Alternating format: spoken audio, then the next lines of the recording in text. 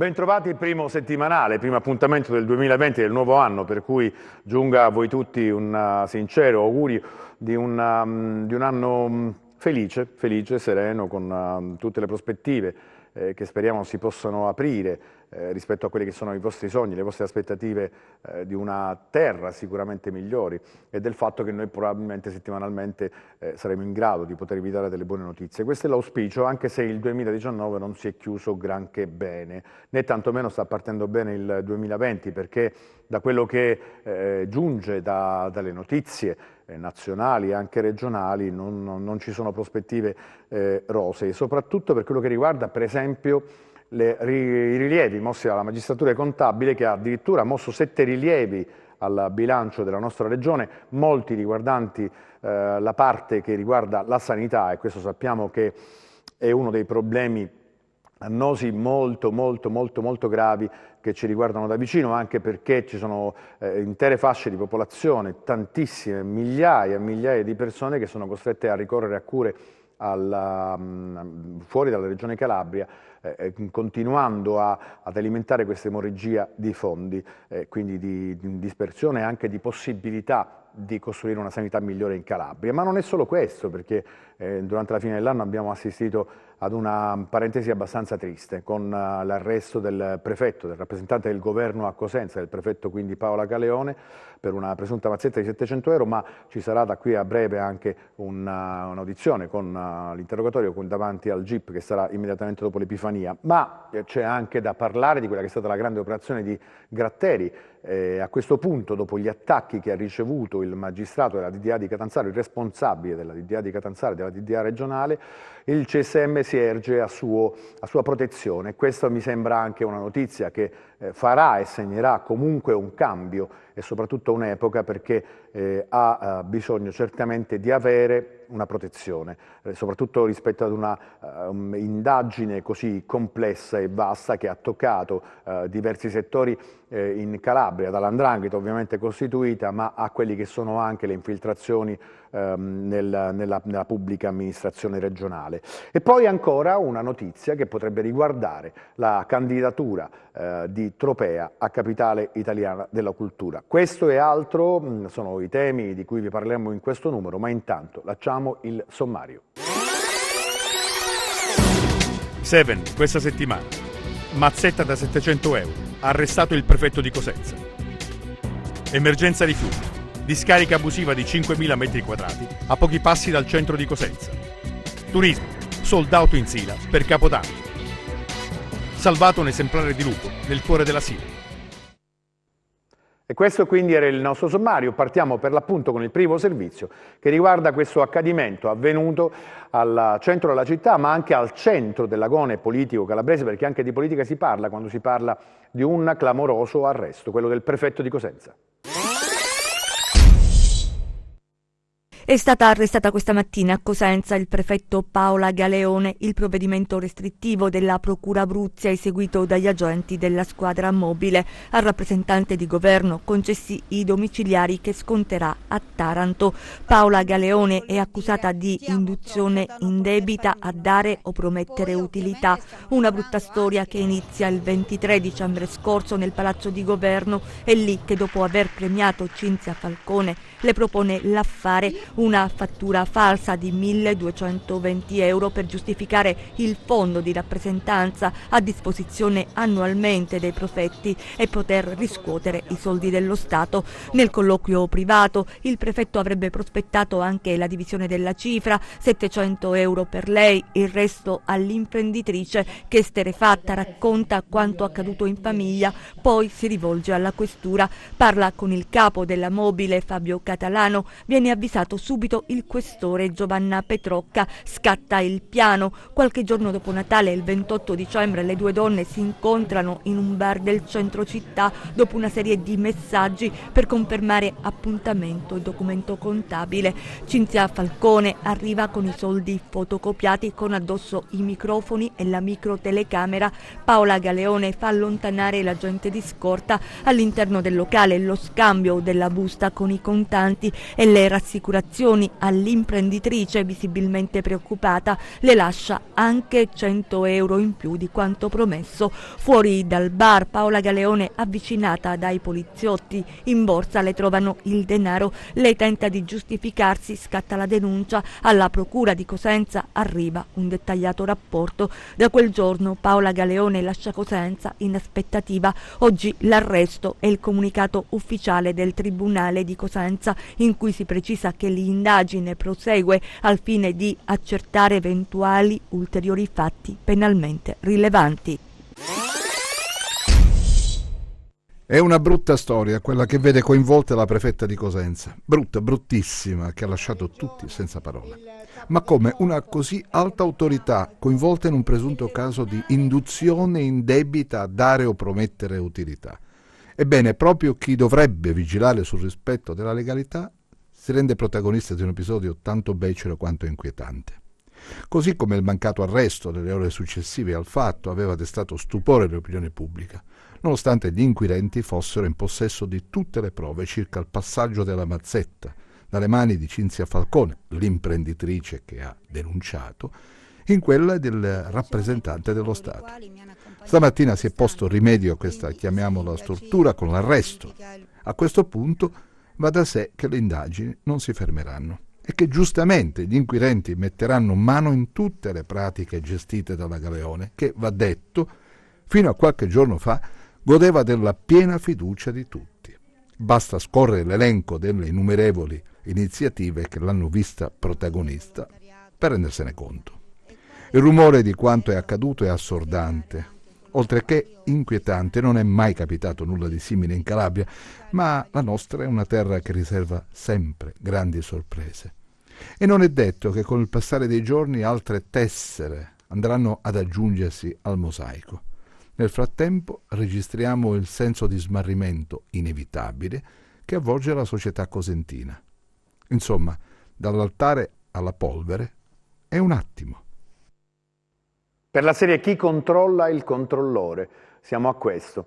E tante altre tessere dovranno aggiungersi in questo mosaico perché non sono ben chiari e delineati i contorni di questa faccenda, perché bisognerà aspettare, saperne di più. Intanto sappiamo, come abbiamo già detto nel pre-titoli, che dopo l'Epifania ci sarà l'interrogatorio davanti alla GIP di Cosenza, che ovviamente ha in cura questo caso che ha lasciato sgomenta non solo la città di Cosenza, ma in un momento così delicato per la Calabria, dopo appunto l'operazione di Gratteri. E allora c'è tanta gente che si sente, se non altro, smarrita quando poi i rappresentanti dello Stato nella nostra terra incappano in questo tipo di situazioni abbastanza alienanti. Continuiamo e cambiamo pagina perché si parla di emergenza rifiuti, e pensate che a pochi passi dal centro della città di Cosenza è stata scoperta una discarica abusiva di circa 5.000 metri quadrati. Una distesa di rifiuti proprio alle spalle del centro abitato, su un'area di 5.000 metri quadrati a margine del fiume Crati, era stata realizzata una discarica abusiva. Vedete, scarti di ogni genere, anche speciali, che deturpavano una zona abitata in località Petrara, tra via Fratelli Sprovieri e via Giovan Battista Lupia a Cosenza. Sono stati alcuni cittadini a segnalare alle forze dell'ordine quanto accadeva in quest'angolo della città. Quotidianamente venivano abbandonati rifiuti ingombranti, parti di veicoli, materiali di risulta e altri rifiuti speciali riconducibili ad attività di impresa, e così i carabinieri forestali, con il supporto del NIPAF, il nucleo investigativo di polizia ambientale, agroalimentare e forestale, hanno avviato le indagini coordinate dalla Procura di Cosenza. Le telecamere piazzate dagli inquirenti hanno documentato l'abbandono incontrollato di rifiuti ed ecco gli autocarri mentre scaricano il materiale. I mezzi, è stato accertato nel corso dell'attività investigativa, svolgevano attività non autorizzata di raccolta, trasporto e smaltimento di rifiuti. I carabinieri hanno così individuato i presunti responsabili. Si tratta di 2 persone che gestivano l'area trasformata in discarica abusiva di rifiuti speciali. Nei guai sono finiti anche 4 imprenditori, i titolari di alcune attività commerciali, tra cui il titolare di una palestra e una parrucchiera, che avevano affidato lo smaltimento degli scarti a persone non autorizzate, con il conseguente apparente illecito abbandono incontrollato. I responsabili adesso sono stati denunciati, mentre l'area adibita a discarica è stata sequestrata, così come gli autocarri utilizzati dagli indagati. Mi viene in mente una notizia di qualche anno fa, quando a Crotone fu scoperta addirittura che con dei rifiuti, con degli scarti di lavorazione anche industriali e soprattutto dei rifiuti, venivano interrati per la costruzione, sotto le costruzioni ad uso pubblico, come per esempio alcune scuole. E gente senza scrupoli. E non parlo certamente soltanto di chi il delitto l'ha effettuato, andando a raccogliere e poi creando questa discarica abusiva, ma anche agli imprenditori che si sono affidati a questa gente, a questa gentaglia, sì, che poi al centro città, a pochi passi, ha innescato questa che è una vera e propria bomba ecologica. Parliamo invece di ambiente, sempre di ambiente e di ecologia, perché invece c'è una buona notizia che arriva da Scalea, perché è stato installato il primo eco-raccoglitore. Più si differenzia, più si ricicla e più si guadagna. Nuova vita alla plastica di bottiglie e flaconi, si chiama Panda, il progetto green che premia il processo del riciclo, rappresentando una concreta opportunità di business. Sul sito ufficiale campeggiano in primo piano le prossime installazioni in Calabria e proprio a Scalea ha riscosso interesse e curiosità l'arrivo di Panda. Il nostro progetto consiste nell'installare questi ecoraccoglitori multimediali nei vari comuni e supermercati d'Italia. Siamo partiti da qualche anno, siamo un po' arrivati in un bel po' di regioni d'Italia e stiamo crescendo e ultimamente dovremmo ancora installare altre macchine in altre regioni, tipo in Campania, Puglia. Prevediamo da qua a fine anno di fare almeno 300 installazioni di questi ecoraccoglitori. Sono 4 anni che Panda è in circolo in tutta Italia. In Calabria la piana di Gioia Tauro ha risposto bene all'installazione di isole ecologiche e l'obiettivo è espandersi in maniera capillare sull'intero territorio calabrese. Le persone metteranno da parte tutti i contenitori, le bottiglie d'acqua in particolar modo potranno essere schiacciate e quindi più facile da portare qui, verranno conferite in questo ecoraccoglitore.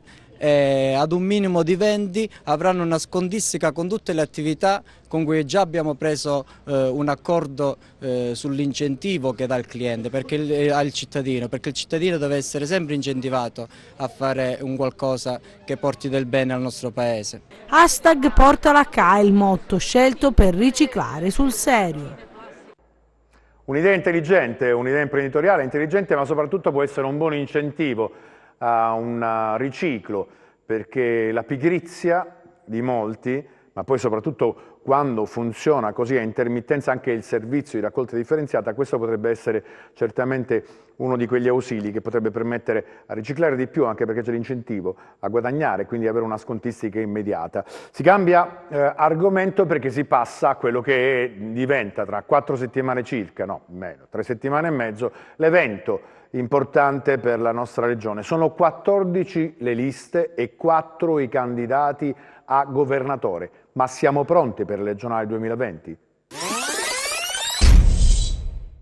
Carlo Tanzi, Pippo Callipo, Iole Santelli e Francesco Aiello. Questo l'ordine dei candidati presidenti che gli elettori troveranno sulla scheda elettorale per le regionali del prossimo 26 gennaio.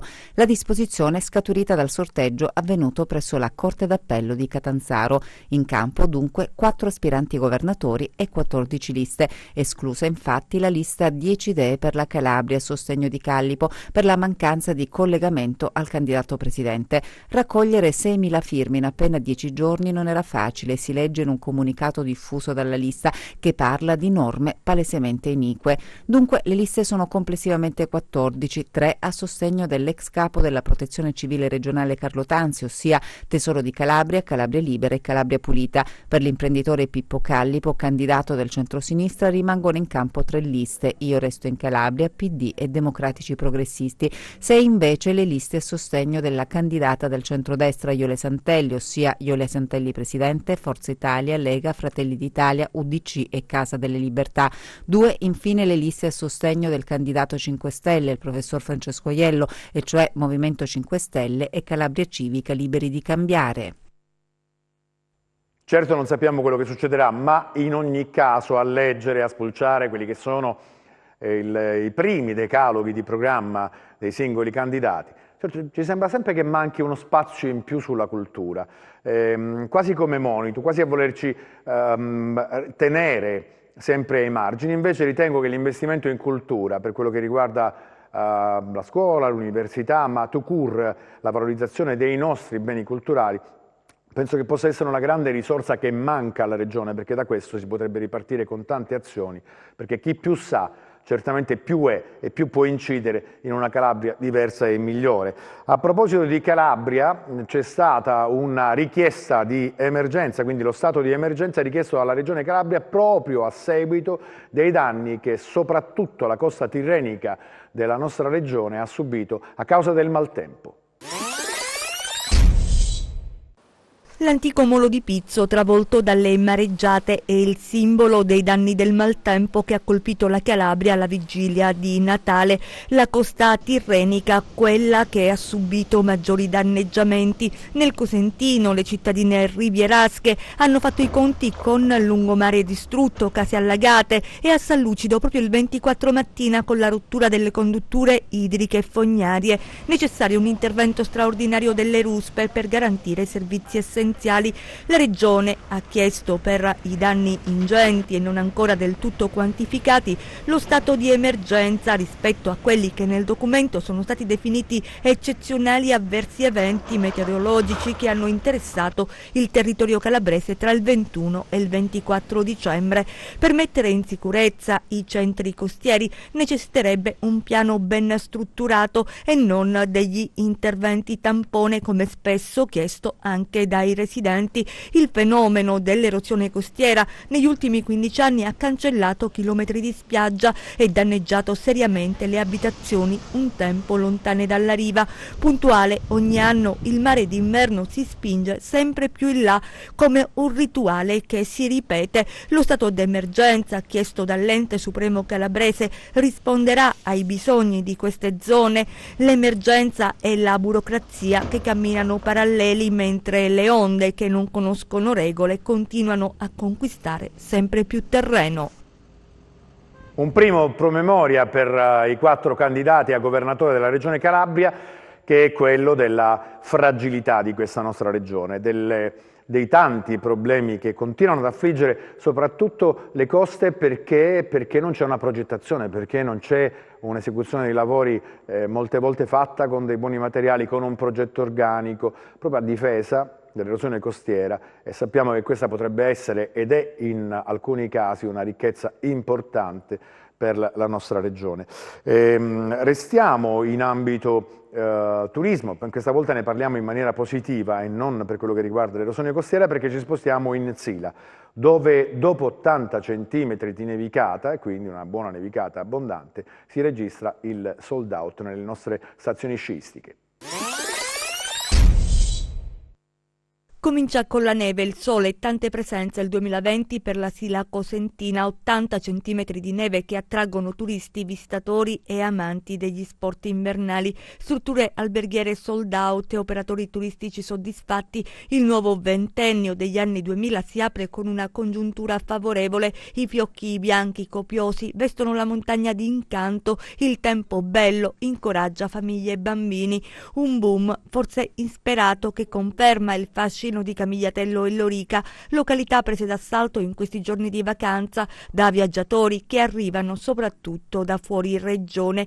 Impianti aperti da ieri in Sila, le Alpi del Sud, qui ha sede il più vecchio parco nazionale della Calabria, tra i primi 5 in Italia, un territorio che tenta il rilancio economico attraverso le attività delle diverse scuole da sci, attive molte associazioni che permettono di effettuare escursioni e ciaspolate, il passaparola dei turisti, le recensioni online, l'impegno degli operatori che cominciano a fare rete, i segreti di un turismo silano che cambia pelle e dopo anni di lavoro comincia ad invertire la rotta. Non ci sono ancora dati ufficiali, ma basta il tutto esaurito degli alberghi per dire che qualcosa sta cambiando, il fervore di giovani impegnati in una visione diversa, fatta di servizi e tante opportunità di godere la della montagna. La neve quest'anno è stata puntuale, regalando non solo divertimento ma tanta speranza, quasi un incoraggiamento della natura per chi ha deciso di puntare sul turismo vero volano, come dimostrano queste ore, per l'economia della montagna.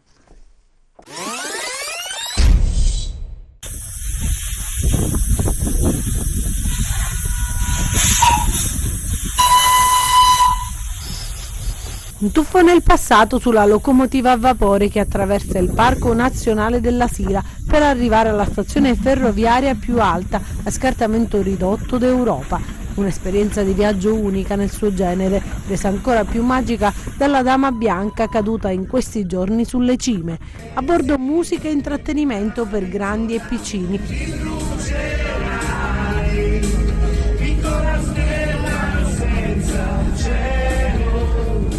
Circa 2 ore di viaggio attraversando il cuore della Sila da Moccone a San Nicola Silvana Manzio e ritorno a bordo dello storico treno degli inizi del secolo scorso. Sbuffa, fischia e corre lungo la linea ferrata. In tanti vogliono salire a bordo e in questi giorni festivi il trenino ha fatto registrare un vero e proprio sold out, attraversando paesaggi mozzafiato e toccando con mano le bellezze di un luogo incontaminato. A volte si possono riscoprire le tradizioni e rivivere il passato senza spostarsi troppo, a pochi passi da casa. Emozioni davvero belle che sottolineano l'impegno e la passione di chi si adopera quotidianamente per offrire ai turisti esperienze uniche e irripetibili.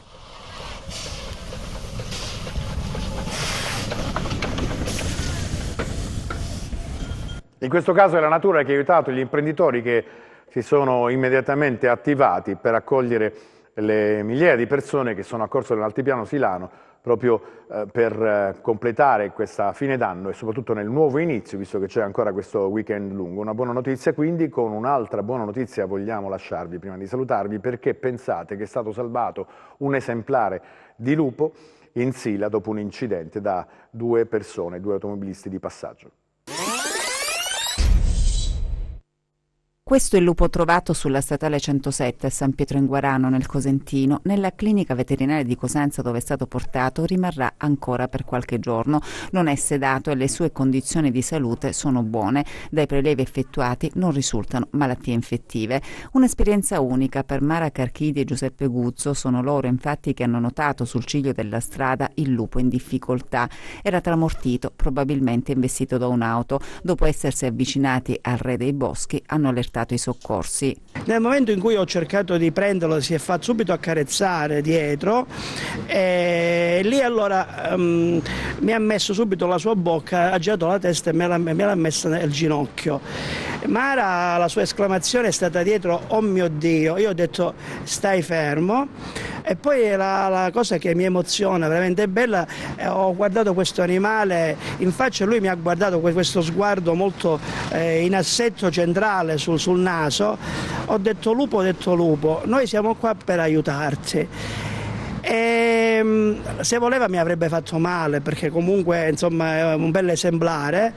Mi ha mollato subito la morsa e si è messo di lato. Il lupo, essendo un animale molto intelligente, nel momento in cui ha notato che si trovava in una sorta di soggezione nei confronti delle persone che lo stavano lì aiutando, ovviamente non ha opposto resistenza, perché avrebbe perso, tra virgolette, no? in un eventuale rapporto di forza con le persone che lo stavano aiutando per portarlo in clinica. Quindi troppo intelligente il lupo, ha capito che non aveva chance e quindi si è lasciato curare, si è lasciato prendere. Nella clinica dove è ricoverato, i veterinari hanno effettuato tutte le analisi necessarie per verificare lo stato di salute del lupo. Qui viene costantemente monitorato.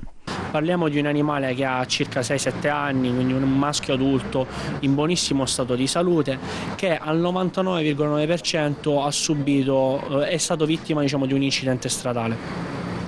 E quindi le terapie che sono state fatte e che stiamo facendo sono quelle di curare l'edema cerebrale e la contusione midollare, che impedivano all'animale di alzarsi sui suoi arti per poter tornare, diciamo, a correre libero nei boschi. Per quanto tempo rimarrà qui? Allora, rimarrà qui tutto il tempo necessario, noi pensiamo al massimo 2-3 giorni, perché il nostro obiettivo è quello di farlo trasferire al più presto in un luogo idoneo per andare a rimettere l'animale in condizioni di poter essere liberato. Per noi è un grande onore averlo ospitato, tenerlo ancora qui in struttura, avergli dato le prime cure in emergenza, anzi di questo ringrazio i colleghi, il dottor Bruzzese che è stato il medico che era di turno in pronto soccorso e che ha prestato le prime cure di soccorso qui nella clinica VetLife. Per noi è un grande onore avere questo lupacchiotto che è un po' il simbolo della nostra terra. Siamo giunti al termine di questo racconto settimanale, vi diamo appuntamento alla prossima settimana, raccomandandovi di stare sempre su TEN. Questo è il 10, il canale dell'informazione, dove 24 ore su 24 noi proviamo, se non altro, a darvi tutte le notizie che riguardano in particolare la nostra regione. Ci vediamo la prossima settimana.